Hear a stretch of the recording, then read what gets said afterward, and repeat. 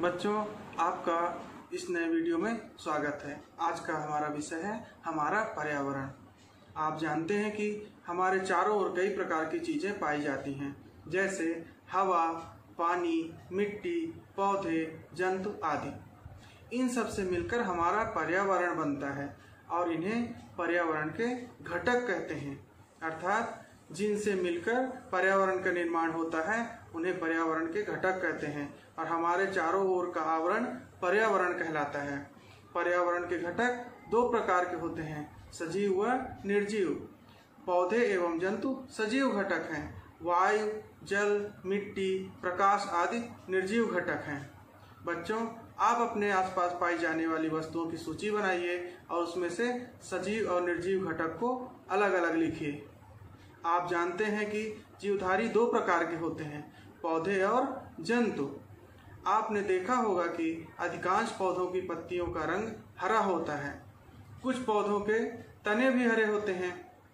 यह हरा रंग क्लोरोफिल नामक पदार्थ के कारण होता है। क्लोरोफिल होने के कारण पौधे पानी और कार्बन डाइऑक्साइड के द्वारा सूर्य के प्रकाश की उपस्थिति में स्वयं भोजन बनाते हैं। पौधों के भोजन बनाने की इस प्रक्रिया को प्रकाश संश्लेषण की क्रिया कहते हैं। और प्रकाश संश्लेषण की क्रिया करने वाले ये सारे पौधे स्वपोषी कहलाते हैं। जंतुओं में क्लोरोफिल नहीं होता है, फिर वे भोजन कैसे प्राप्त करते होंगे? कुछ जंतु पौधों को भोजन के रूप में लेते हैं। ऐसे जंतुओं को शाकाहारी कहते हैं, जैसे गाय, खरगोश, हिरण आदि। कुछ जंतु ऐसे भी होते हैं जो अन्य जंतुओं को खाते हैं। ऐसे जंतुओं को मांसाहारी कहते हैं, जैसे भेड़िया, बाघ, शेर आदि। तीसरे प्रकार के जंतु सर्वाहारी कहलाते हैं, जो पौधों एवं जंतुओं दोनों को भोजन के रूप में लेते हैं, जैसे मनुष्य, कौवा, कुत्ता आदि। शाकाहारी, मांसाहारी एवं सर्वाहारी जंतु अपना भोजन स्वयं नहीं बनाते, अतः इन्हें परपोषी कहते हैं। मतलब ये दूसरे के ऊपर आश्रित रहते हैं अपने भोजन के लिए। क्योंकि हरे पौधे ही क्लोरोफिल की सहायता से अपना भोजन बनाते हैं, अतः उन्हें उत्पादक कहते हैं तथा जंतुओं को उपभोक्ता कहते हैं। ये ध्यान रखना है कि पौधे उत्पादक हैं, शेष सभी उपभोक्ता हैं। दिए गए इस चित्र के में से उत्पादकों और उपभोक्ताओं में से पहचानिए और अपनी कॉपी में लिखिए। पर्यावरण के घटक जो हैं वो एक दूसरे पर किस तरह निर्भर हैं, ये इस चित्र से आप समझ सकते हैं। क्योंकि कौन किसको खाता है, इसके आधार पर ही एक खाद्य श्रृंखला का निर्माण होता है। मछली को कौन खाता होगा, मछली क्या खाती होगी, मछली को जो खाता है उसको कौन खाता होगा। अगर यह प्रश्न आप सुलझा लेंगे तो एक खाद्य श्रृंखला एक दूसरे की निर्भरता को समझ पाएंगे।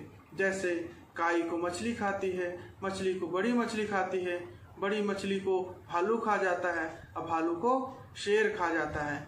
इस तरह एक खाद्य श्रृंखला तैयार हो जाती है। यहाँ काई उत्पादक तथा मछली, भालू, शेर उपभोक्ता है। अब आप ऐसी और खाद्य श्रृंखलाएं सोचकर बताएं और सबको बताएं, सबको दिखाएं। सभी बच्चे इन खाद्य श्रृंखलाओं को अपनी कॉपी में नोट करें और मन ही मन ऐसे कई खाद्य श्रृंखलाओं के बारे में सोचें। आप जानते हैं प्रत्येक जीव एक से अधिक जीवों को भोजन के रूप में खाता है। इस तरह एक ही जीव के कई खाद्य श्रृंखला में हो सकता है, जिससे कई खाद्य श्रृंखलाएं आपस में जुड़कर एक जाल बना लेती हैं। इन्हें खाद्य जाल कहते हैं। जैसे काई को छोटे कीड़े भी खाते हैं, मछली भी खाती है। छोटे कीड़े को मछली भी खाती है, छोटे पक्षी भी खाते हैं। छोटे कीड़े को मेढक भी खाते हैं, मेढक को बड़े पक्षी भी खाते हैं, तो मेढक को सांप भी खाते हैं। इस तरह एक खाद्य जाल का निर्माण हो जाता है। भोजन के अलावा अन्य चीज़ों के लिए भी जंतु पौधों पर निर्भर होते हैं।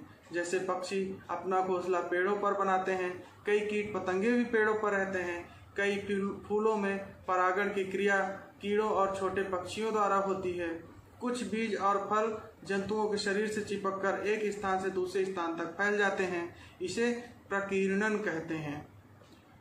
कुछ बीज और फल जंतुओं के शरीर से चिपककर एक स्थान से दूसरे स्थान तक फैल जाते हैं। यह क्रिया प्रकीर्णन कहलाती है। इस प्रकार जंतु और पौधे एक दूसरे पर निर्भर हैं। आज के लिए इतना ही।